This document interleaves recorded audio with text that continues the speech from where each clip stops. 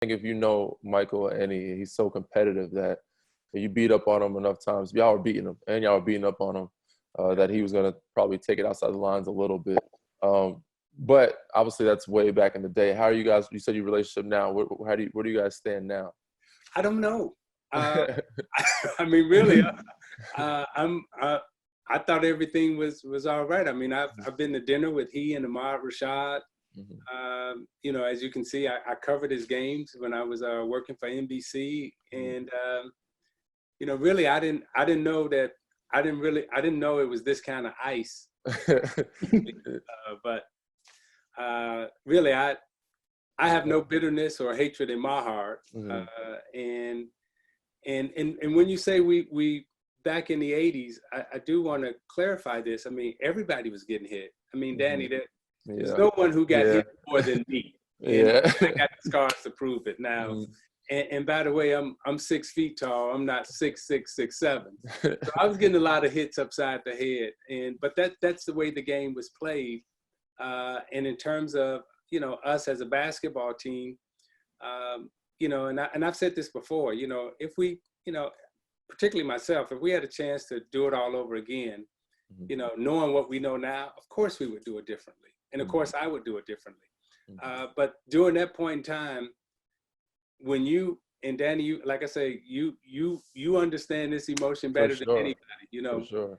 It's one thing climbing the mountain, Mm-hmm. but when you lose and you coming down the mountain, those emotional feelings that you're having of losing and everything else, you're more into celebrating yourself and you know, feeling sorry for yourself. Mm-hmm. You know, so that lapse in judgment that I particularly had, you know, I own it, I claim it, and I've said I apologize for it. But at the end of the day, you know, that was the emotion at that time, and that's what we did. Nah, ball players fully understand, professionals fully understand behind the scenes. If you played during certain type or certain era, you know how things were handled or how things were done. And there's always sort of more than one side of the story.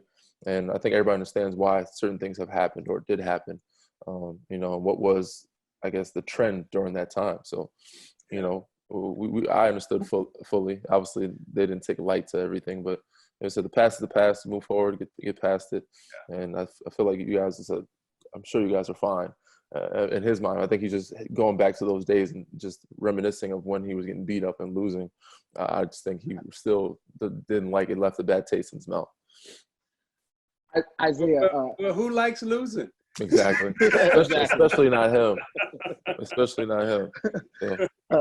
Isiah, speaking of competition, I know yesterday at one point Michael Wilbon had some comments as it pertains to the number of players that he originally thought were against your inclusion in the Dream Team, and then he clarified those comments. Obviously, you weren't a part of that 92 team. You had an opportunity in 94, but then you had the Achilles injury that kind of curtailed that effort.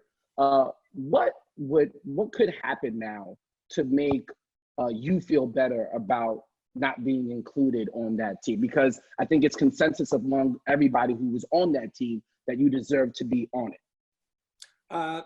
So I'll answer both parts of the questions, and you know, after the announcement of what Wilbon said in terms of, you know, everybody, or there were at least 9 players that didn't want me on the team.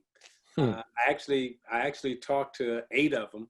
They all called me up because, you know, everybody's still kind of friendly. Yeah. And everybody was like, well, you know, I wasn't one of the guys. It wasn't me. And before you know it, the numbers started, you know, adding up. And so credit to Mike Wilbon, though, for just saying, hey, you know, different people reached out to me and I was wrong on terms of the numbers.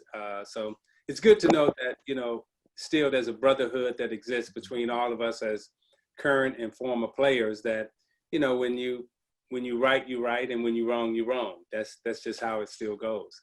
And what was the second part of that question? What could happen now to make you feel better about not being a part of that team? Is there anything that could be done?